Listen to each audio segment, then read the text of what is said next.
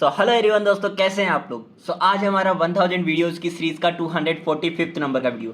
Friends, हमारी जो series चल रही है मैट्रिक्स अलजेब्रा में eigen values and eigen vectors की, जहां पे इस टाइम पर हम बात कर रहे हैं प्रॉपर्टीज ऑफ आइगन वैल्यूज की, जहां पे आज का क्वेश्चन है एक स्टेटमेंट को लेकर, जिस स्टेटमेंट को हमें प्रूव करना है। स्टेटमेंट क्या बोलता है? आइगन वैल्यू ऑफ ट्रायंगुलर और diagonal matrix are the elements of principal diagonal. देखिए, ये बहुत ही एक बेसिक सी प्रॉपर्टी है, पर यही प्रॉपर्टी बहुत इंपॉर्टेंट तब हो जाती है जब इस टाइप के क्वेश्चंस आपको एग्जाम में दे दिए जाते हैं और उसको पूरा सॉल्व करने की जरूरत भी नहीं रहती। वो ऑप्शनल क्वेश्चंस में इस तरह से आ जाते हैं कि आपको मजबूर कर दिया जाता है उसको पूरा सॉल्व करने के लिए, और आप वहां पे फंस के रह जाते हो जस्ट बिकॉज आपको ये प्रॉपर्टी नहीं पता। क्योंकि देखिए, यहाँ पे ट्रायंगुलर मैट्रिक्स, डायगोनल मैट्रिक्स जो है, इन दोनों ही टाइप्स में आपके पास में जो आइगन वैल्यूज होगी, वो आइगन वैल्यूज उसी के प्रिंसिपल डायगोनल एलिमेंट्स कहलाते हैं। ठीक है, आज हम यहाँ पे बात करेंगे, अगर ये एक्चुअल में होते हैं तो हम इसको प्रूव करके भी बताएंगे आपको। Okay, no doubt. बात करते हैं first of all diagonal matrix की। पहली चीज तो हमारी ये देख लीजिए कि डायगोनल मैट्रिक्स आखिर होती क्या है। The matrix in which all the non diagonal elements must be zero and diagonal elements में और मे नॉट बी जीरो। क्या कहा गया है कि हमारे पास में जो भी मैट्रिक्स होगी उसमें डायगोनल एलिमेंट जो है वो तो या तो जीरो हो भी सकते हैं या नहीं भी हो सकते, बट जो नॉन डायगोनल एलिमेंट्स है, डायगोनल के अलावा जो भी एलिमेंट्स है, वो मस्ट कंडीशन है कि वो जीरो होने ही होने चाहिए। ठीक है, तो यहाँ पे मैंने ऐसी ही एक मैट्रिक्स ले ली है जहां पे डायगोनल एलिमेंट्स मेरे पास में 1 2 और 3 है एंड नॉन डायगोनल एलिमेंट्स मेरे पास में क्या है? जीरो है। ठीक है, तो यहाँ पे अगर मैं प्रॉपर्टी की तरफ देखूं तो प्रॉपर्टी कहती है कि इसके आइगन वैल्यूज डायरेक्टली हो जाएंगे 1 2 एंड 3, बट हम इसको प्रूव करेंगे। प्रूव करने के लिए देखिए, आइगन वैल्यूज हम किस तरह से निकालते हैं। हमें जिस भी मैट्रिक्स की आइगन वैल्यूज निकालनी है उसकी कैरेक्टरिस्टिक इक्वेशन लिखनी है। तो ओके, तो यहाँ पे ए मैट्रिक्स की कैरेक्टरिस्टिक इक्वेशन क्या हो जाएगी? ए माइनस लेमडा आई का डिटर्मिनेंट फॉर्म इक्वेट होगा जीरो के। ओके, अब यहाँ पे सबसे मेन चीज जो ध्यान रखने की है वो ये कि हमारी जो ए मैट्रिक्स है उसका जो ऑर्डर होगा सेम उसी ऑर्डर की हमारे पास में आइडेंटिटी मैट्रिक्स होगी एंड लैम्डा यहाँ पे एक क्या है? स्केलर क्वांटिटी है। ओके, तो देखिए यहाँ पे मेरे पास ए मैट्रिक्स जो है वो 3x3 की एक मैट्रिक्स है, तो यहाँ पे 3x3 की ही एक स्क्वायर मैट्रिक्स के फॉर्म में हमने ले लिया है आइडेंटिटी मैट्रिक्स। ओके, तो यहाँ पे देखिए अब मेरे पास में कैसे इसको सॉल्व करेंगे। फर्स्ट ऑफ ऑल तो आप देखिए यहाँ पे जब लेमडा अंदर मल्टीप्लाई होगा तो नॉन डायगोनल एलिमेंट्स तो सारे जीरो है एंड डायगोनल एलिमेंट्स 1 1 1 है। इट मींस लेमडा 1 1 1 के साथ मल्टीप्लाई होगा एंड देन ये जो सब्ट्रैक्शन है ये भी परफॉर्म किसके साथ होगा? केवल डायगोनल एलिमेंट्स के साथ परफॉर्म होगा, यानी कि 1 minus lambda, 2 minus lambda and 3 minus lambda आ जाएगा एंड नॉन डायगोनल एलिमेंट्स मेरे पास जीरो हो जाएंगे। अब देखिए इसको सॉल्व करेंगे जब आप डिटर्मिनेंट को, तो यहाँ पे अगर मैं इस कॉलम के अक्रॉस देखता हूं तो यहाँ पे 1 माइनस लेमडा के अक्रॉस ही देखना पड़ेगा क्योंकि बाकी के दो एलिमेंट्स तो मेरे पास जीरो है एंड देन हमने जो भी कॉलम लिया है इस कॉलम के इस एलिमेंट के अक्रॉस देख रहे हैं हम, तो यहाँ पे इस रो को एंड इस कॉलम को एक्सक्लूड करने के बाद में इनको क्रॉस मल्टीप्लाई करेंगे एंड देन इस वाले को माइनस करेंगे, तो यहाँ पे 2 minus lambda multiplication 3 minus lambda minus में zero. Okay, and then equate करेंगे जीरो के, तो यहां से जब हम इसको सिंप्लीफाई करेंगे तो कोई नई बात नहीं है कि यहां से लेमडा की वैल्यू 1 2 एंड 3 आएगी and that are elements of principal diagonal. यहाँ पे हैंस प्रूव हो चुका है कि जो हमारे डायगोनल मैट्रिक्स है इसके लिए आइगन वैल्यूज क्या होती है? उसी के principal diagonal elements. Okay, next step में आ जाते हैं प्रूव करने को हमारे ट्रायंगुलर मैट्रिक्स के बारे में। ट्रायंगुलर मैट्रिक्स जैसा कि आप जानते हैं कि टू टाइप्स की होती है, या तो होगी अपर ट्रायंगुलर मैट्रिक्स या फिर lower triangular matrix. First of all तो आप एक बार वापस से याद कर लीजिए कि हमारी जो अपर ट्रायंगुलर मैट्रिक्स थी वो आखिर क्या होती है? all elements below the principal diagonal r must be zero। all elements below the principal diagonal r must be zero। तो यहाँ पे पहली चीज तो ये देख लीजिए कि आपके पास में अपर ट्रायंगुलर यानी कि ऊपर की तरफ ट्रायंगल बन रहा है।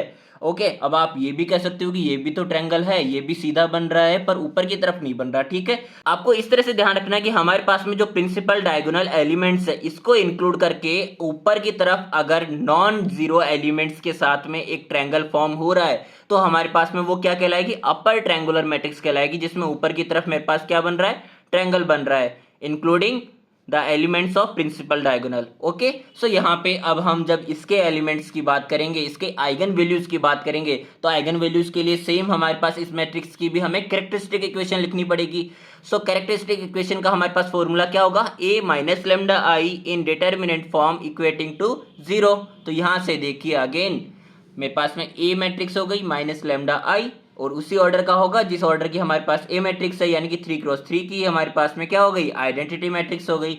ओके, अब अगेन इसको जब हम परफॉर्म करेंगे तो यहाँ पे लेमडा मल्टीप्लाई किससे होगा, ओनली डायगोनल एलिमेंट्स से, एंड सब्ट्रैक्शन परफॉर्म भी किसके लिए होगा, ओनली फॉर डायगोनल एलिमेंट्स। सो यहाँ पे 1 माइनस लेमडा आ जाएगा, 4 माइनस लेमडा आ जाएगा, एंड देन 6 माइनस लेमडा आ जाएगा, और बाकी के जो नॉन डायगोनल एलिमेंट्स है वो एज इट इज रह जाएंगे, जो जैसा था वो वैसा ही रह जाएगा। ठीक है, अब जब हम इसकी डिटर्मिनेंट वैल्यू फाइंड आउट करेंगे तो देखिए यहाँ से अगर मैं इस कॉलम के अक्रॉस सॉल्व करने जाता हूँ तो यहाँ पे देखिए हमारे पास में अदर जो दो एलिमेंट्स है वो तो जीरो है, तो हमें केवल इसके अक्रॉस ही सॉल्व करना है। एंड हमारे पास जब हम इस एलिमेंट को चूज करेंगे तो इसके अक्रॉस जो ओ है, इसके अक्रॉस जो कॉलम है, इनको एक्सक्लूड करने के बाद में इसके हमें क्रॉस मल्टीप्लिकेशन को माइनस करना है। सो यहाँ पे 1 minus lambda and then 4 minus lambda multiplication 6 minus lambda minus 0 equating to 0। अब यहाँ से देखिए मेरे पास में लेमडा की वैल्यू क्या आ जाएगी जब हम इक्वेट करेंगे 0 के, तो 1 4 एंड 6, जो कि हमारे पास में 1 4 एंड 6 क्या थे, इसके प्रिंसिपल डायगोनल एलिमेंट्स थे। एंड प्रॉपर्टी क्या कहती थी कि अगर ट्रायंगुलर मैट्रिक्स है चाहे कोई सी भी हो, उसके प्रिंसिपल डायगोनल एलिमेंट्स होंगे, वही हमारे पास में आइगन वैल्यूज कहलाएगी। Okay, that are the elements of principal diagonal, so hence proved here.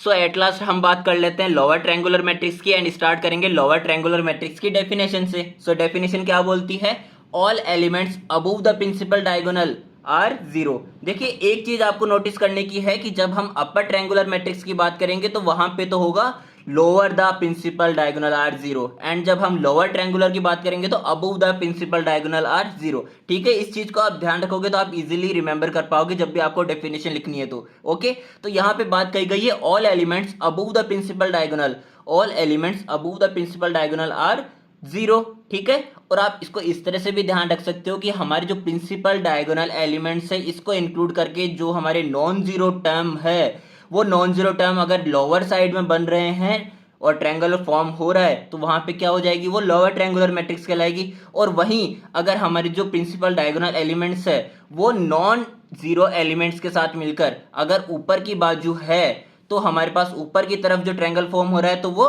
Upper triangular matrix कहलाएगी। तो अकॉर्डिंग टू हेयर, इस कंडीशन के अकॉर्डिंग हमारे पास क्या है, लोअर ट्रायंगुलर मैट्रिक्स। एंड इस ट्रायंगुलर मैट्रिक्स के लिए जब हम बात करेंगे आइगन वैल्यूज की तो हमें अगेन इस मैट्रिक्स की भी क्या लिखनी पड़ेगी, कैरेक्टरिस्टिक इक्वेशन। सो कैरेक्टरिस्टिक इक्वेशन देख लीजिए, जब हम लिखने जाएंगे तो a माइनस लेमडा आई का डिटर्मिनेंट फॉर्म इक्वेट हो रही होगी 0 के। ओके, तो यहाँ पे भी देख लीजिए अगेन ए मैट्रिक्स का जो ऑर्डर है वही ऑर्डर हमारे पास में क्या होगा, आइडेंटिटी मैट्रिक्स का। एंड यहाँ पे जब लैम्डा अंदर मल्टीप्लाई होगा तो ओनली डायगोनल एलिमेंट्स के साथ मल्टीप्लाई हो रहा होगा, जिस कारण से हमारा जो सब्ट्रैक्शन है वो परफॉर्म होगा किसके साथ, ओनली डायगोनल एलिमेंट्स। सो यहाँ पे 1 minus lambda, 3 minus lambda and then 6 minus lambda, and बाकी के जो नॉन डायगोनल एलिमेंट्स है वो एज इट इज रह जाएंगे, जो जैसा है वो वैसा ही रह जाएगा। ठीक है, तो देखिए अब अगेन जब मुझे इसकी डिटर्मिनेंट वैल्यू फाइंड आउट करनी है तो मैं यहाँ पे इसके अक्रॉस जाता हूँ, मैं जिसमें मोस्ट ऑफ जीरो है, तो मैं चाहे इसके अक्रॉस जाके निकालूं चाहे इसके अक्रॉस जाके निकालूं, मैं चूज कर रहा हूं इसके अक्रॉस निकालना। तो यहाँ पे इसमें जब मेरे दो एलिमेंट्स ऑलरेडी जीरो है तो मुझे केवल इस एलिमेंट के अक्रॉस निकालनी है। ओके, एंड जो मैंने एलिमेंट चूज किया है उसके corresponding row and corresponding column को छोड़ने के बाद में जो मेरे पास बचा है इनके क्रॉस मल्टीप्लाई को माइनस करना है। तो 1 minus lambda and then 3 minus lambda multiplication 6 minus lambda minus में 0। अब जब इसको इक्वेट करेंगे 0 के तो हमारे पास में जो लैम्डा की वैल्यू है वो वही निकल कर चली आएगी जो कि हमारे पास में प्रिंसिपल डायगोनल एलिमेंट्स है, यानी कि 1 3 and 6। Okay, that are the elements of principal diagonal and hence proved from here also. हमारे पास जो ट्रायंगुलर मैट्रिसेस है उनके लिए भी आइगन वैल्यूज वही होगी जो हमारे पास प्रिंसिपल डायगोनल एलिमेंट्स है। ओके, तो ये था हमारा आज का वीडियो दोस्तों, मिलते हैं हमारे नेक्स्ट वीडियो में। थैंक यू सो मच देखने के लिए।